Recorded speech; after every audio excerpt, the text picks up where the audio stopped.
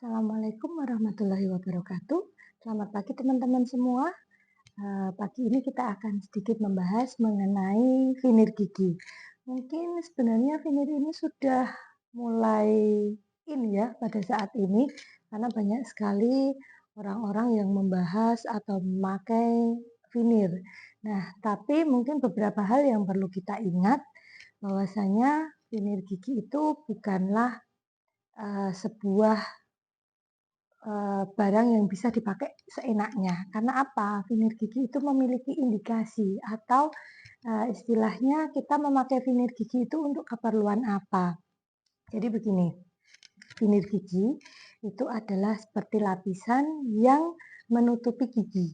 Jadi dia menutupi seluruh lapisan gigi dari atas permukaan gigi sampai ke bawah.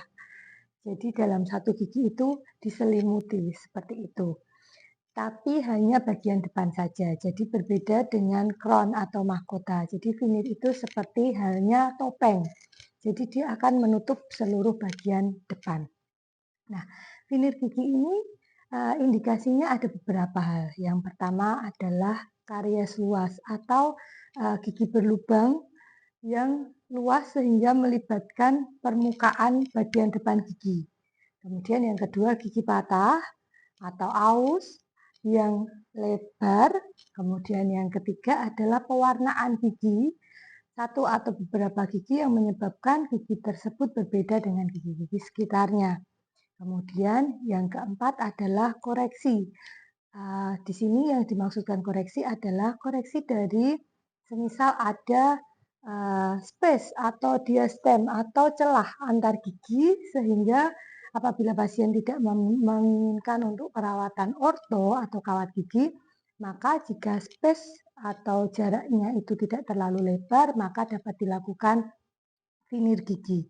Nah, selain itu juga dia bisa mengkoreksi malposisi gigi atau kemiringan gigi asalkan derajatnya tidak terlalu lebar. Nah, begitu. Jadi finir ini tidak serta-merta hanya digunakan untuk kebutuhan estetika saja. Sebenarnya digunakan untuk mengkoreksi intinya ya. Jadi kalau hanya kebutuhan estetika, misal pengen yang putih, mungkin nanti kita akan bahas lagi, mungkin bisa menggunakan whitening atau bleaching gigi. Nah, untuk finir gigi sendiri, jadi finir itu ada beberapa macam. Ya, ada finir direct atau langsung dan juga ada finir indirect atau finir tidak langsung. Nah, biasanya tidak langsung itu adalah finir yang kita buatkan di laboratorium. Nah, tentu keduanya memiliki perbedaan uh, dan juga kelebihan dan kekurangan. Nah, kita akan bahas sedikit satu persatu mungkin supaya teman-teman juga kalau memilih finir itu juga tidak salah seperti itu. Nah, kelebihannya apa? Finir itu kelebihannya apa dibandingkan tambalan biasa? Sebenarnya finir itu kelebihannya kalau kariesnya luas atau kita mau mengkoreksi permukaan yang lebih lebar, tentu estetikanya akan lebih dapat karena kita akan menutup seluruh permukaan gigi sehingga gigi itu dapat dikoreksi, dimiripkan seperti warna gigi asli atau gigi di sebelahnya. Seperti itu kelebihan kita menggunakan finir. Nah, yang kalau kelebihan antara direct dengan indirect atau finir langsung dengan finir tidak langsung itu ada beberapa. Finir langsung itu adalah finir yang dibuat saat itu juga ketika teman-teman datang ke dokter gigi, misal, "Dok, saya mau gigi saya ini ditutup celahnya," atau "Saya mau gigi yang berlubang ini segera dikembalikan dan saya hanya punya waktu sebentar." Nah, kalau seperti itu mungkin pilihannya adalah finir direct atau finir langsung. Nah, finir langsung ini dibuat dari bahan tambalan gigi. Sebenarnya sama seperti penambalan gigi, tapi yang berbeda adalah kita menutup seluruh permukaan gigi, seperti itu. Nah, dia kelebihannya akan lebih minim waktu perawatan. Jadi pasien datang hari itu kita kerjakan finir hari itu dan juga pasien pulang sudah selesai, sudah beres. Nah, kelebihannya adalah selain dari segi waktu, kemudian biaya juga. Jadi finir direct atau vinir langsung itu biayanya jauh lebih murah daripada vinir indirect atau vinir yang dibuat di lab. Selain itu juga vinir direct ini kelebihannya adalah pasien tidak dilakukan pengurangan gigi yang terlalu banyak karena kita kan menggunakan bahan tambalan sehingga perlekatannya pun kita tidak perlu membuat atau membentuk gigi itu untuk dipersiapkan sebagai bahan masuknya vinir. Jadi pengurangan gigi juga lebih minimal seperti itu.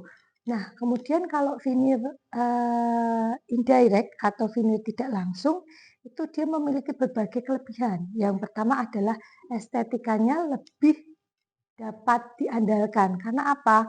Karena kita membuatnya di lab, kemudian kita akan melakukan pemilihan warna gigi, warna dasar, kemudian warna vinirnya, kemudian nanti biasanya kita akan melakukan foto, kemudian scan. Nah, itu lab yang juga akan membantu untuk pemilihan warna, sehingga warnanya lebih dapat diprediksi, seperti itu. Kemudian yang kedua adalah dari segi kekuatan.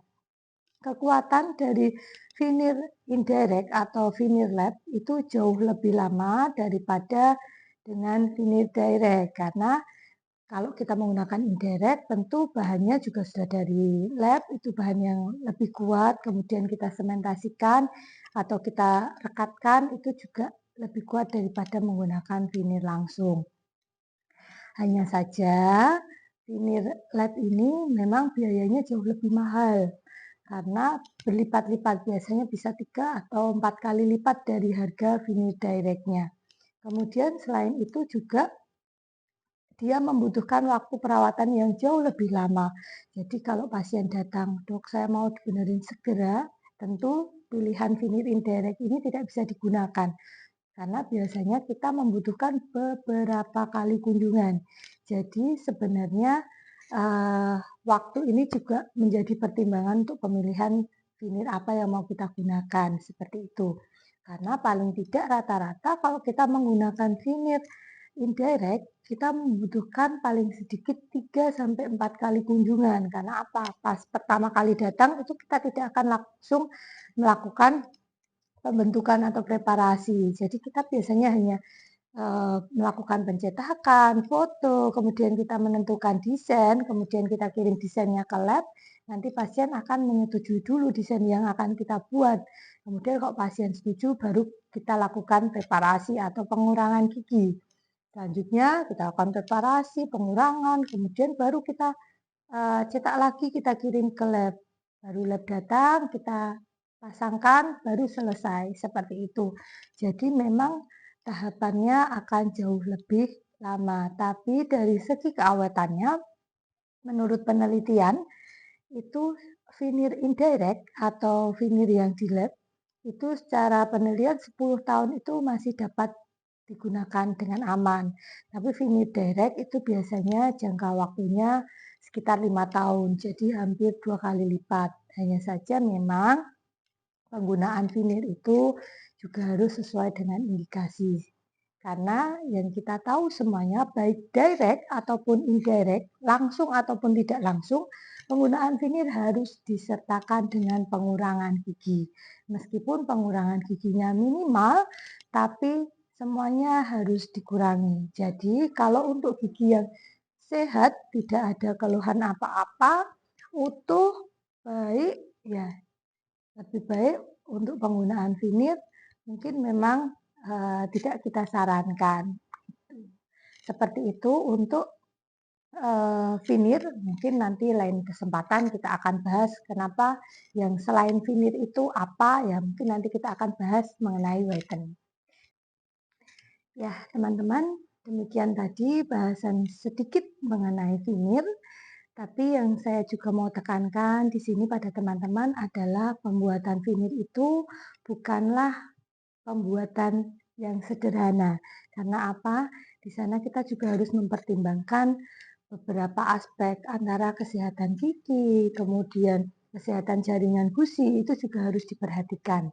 Nah, oleh karena itu teman-teman bijaklah dalam memilih di mana Anda akan memasang atau membuat vinir karena banyak sekali pada saat ini vinir abal-abal yang dipasang di salon atau tukang gigi atau bahkan profesi lain yang bukan dokter gigi yang juga membuat vinir. Nah, karena apa? Karena itu ditempel dalam waktu lama di gigi Anda. Jadi jangan sampai Anda salah memilih karena ini juga tugas kami sebagai dokter gigi untuk mengedukasi masyarakat agar masyarakat itu memiliki kesehatan gigi dan mulut yang baik. Jadi pemasangan vinir yang tidak benar itu juga nanti akan berakibat fatal pada gigi.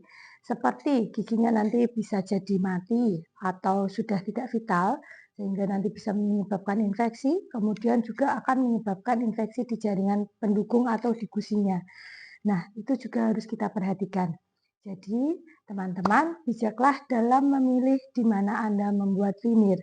Pastikan Anda membuat vinir pada dokter gigi dan bukan pada tukang gigi atau salon gigi yang abal-abal.